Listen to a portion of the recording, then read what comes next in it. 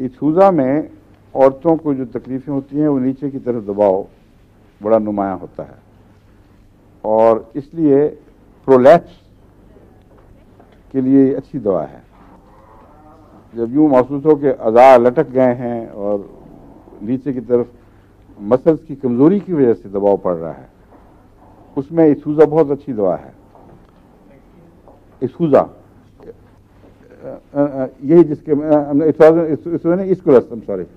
इस्कुलस जो अभी जिसकी बात कर रहा था, इस्कुलस इसके लिए बहुत अच्छी दवा है।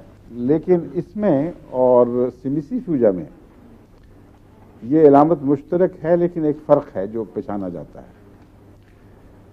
उसमें जो नीचे की तरफ दबाव है ये दाएं बाएं मुंतकिल होता है और कूलों पर असर डालता है। एक्टिया रेसिमोसा सिमिसीफ्यूजा में ये इलामत है, लेकिन उसमें भी दबाव नीचे की तरफ जरूर होता है। सिमिसीफ्यूजा की ये इलामत इतनी अहम है कि बाद औरतों को जब वज़े हमल के वक्त तकलीफें होती हैं, उस वक्त ये इलामत ख़ास इसकी पहचान बन जाती है। बाद औरतों को और खुसूसन कमज़ोर असाब की बच्चियों को दर्द उठती है, 2/3 नीचे चली जाएगी तो फिर बच्चे को बाहर धकेलने में मदद करने की बजाय वो अचानक दाएं बाएं फैल जाती है और कूलों पर ऐसा असर डालती है कि उस पर स्पेज़म हो जाता है। और ये बात मैं उस वक्त पहले बयान नहीं कर सका था, जैसे ये भी मुझे याद अब आ गया है कि इसका स्पेज़म से भी ताल्लुक़ है, मस्कुलर स्पेज़म। जहां आपको ये इलामत बताई थी कि जिस करवट लेटता है मरीज वो पट्टे फड़कने लग जाते हैं, मैं पता है किस दवाई की बात कर रहा हूं, एक्टिया रेसिमोसा सिमिसीफ्यूजा। अब दूसरी दवा में आ गए हैं तो इसलिए कन्फ्यूजन ना रखें अपने जहन में। दोबारा मैं एक्टिया रेसिमोसा यानी सिमिसीफ्यूजा की बाज़ इलामतें आपको याद दिला रहा हूं। उनमें से एक ये है कि जिस करवट औरत लेटती है उस करवट के पट्टे खास तौर पर फड़कने लगते हैं और बेचैनी हो जाती है, लर्जा तारी हो जाता है। लेकिन वो जो फड़कना है उसका ताल्लुक स्पेज़म से ही असल में है। ऑफ एंड ऑन स्पेज़म कहते हैं तशन्नुज।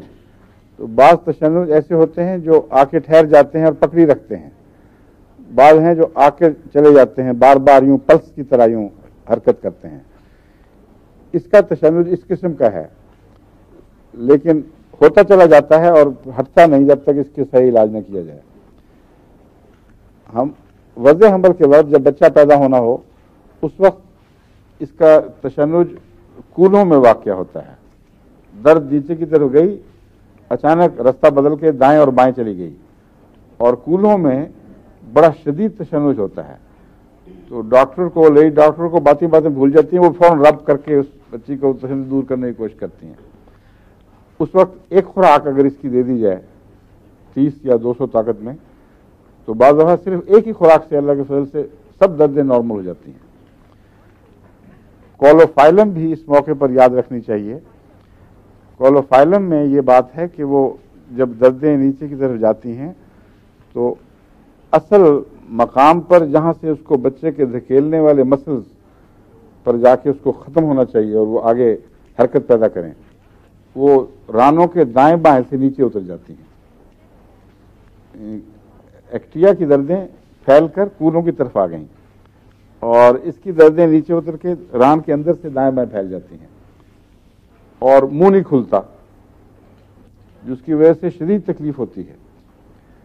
आमतौर पर डॉक्टरों ने यह लिखा है कि कोलोफाइलम में रिलैक्स्ड मसल्स होने की वजह से ये होती है, ये तकलीफ होती है।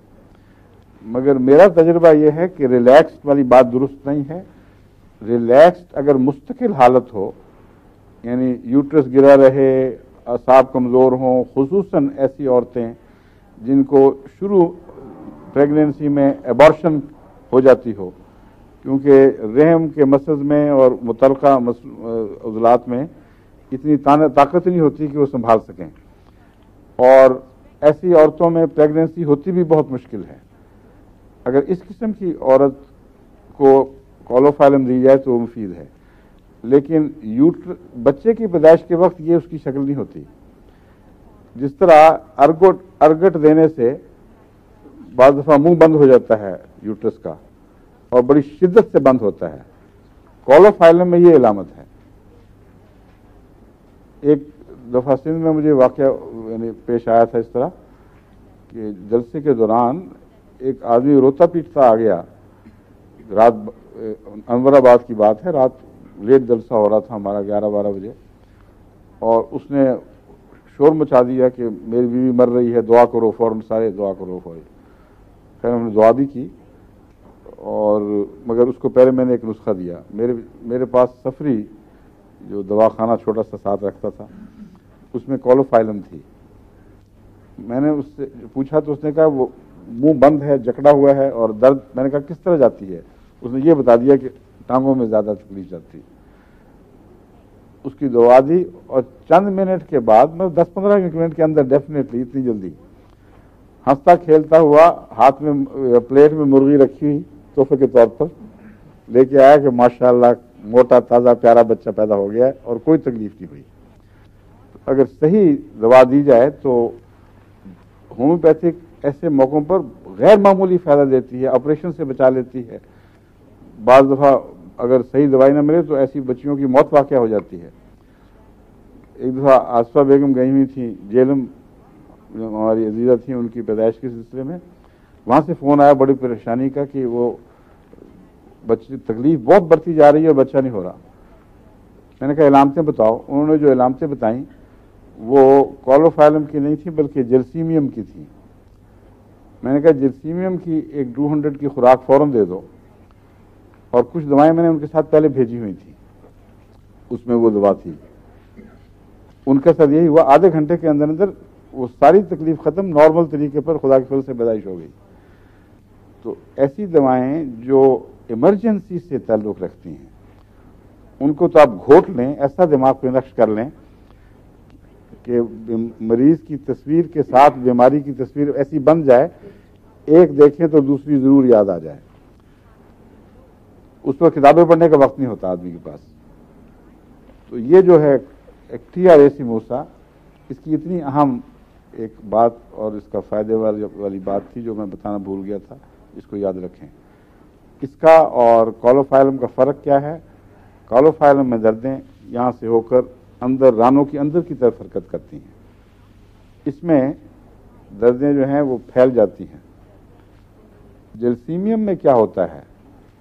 جلسیمیم میں عموماً دردیں جو ہیں وہ یا کمر میں ٹوٹتی ہیں یا باہر کی طرف نکلتی ہیں. جلسیمیم میں نیچے جا کر پیچھے سے کمر سے واپس چڑھتی ہیں. یعنی عجیب بات ہے کہ کمر پہ زیادہ زور ہوتا ہے اور ایک پوائنٹ پر پہنچ کے واپس چلنی شروع ہو جاتی ہیں. کالی خواب میں رانوں کے باہر کی طرف سے، یعنی کولوفائلم اور کالی خواب میں یہ فرق ہے. کولوفائلم ران کے اندر کی طرف درد حرکت کرتی ہے، کولوفائلم میں کالی خواب میں باہر کی طرف کمر سے پیچھے باہر نکل جائے گی اور کچھ فائدہ نہیں ہوگا.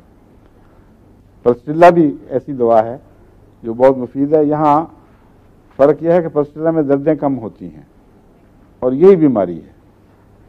یعنی کوئی اعصابی کمزوری ہے ایسی جس کے نتیجے میں عورت ڈری ہوئی ہوتی ہے، شاید مروب ہو جاتی ہے، اس کی دردیں جتنی ہونی چاہیے اٹھتی نہیں.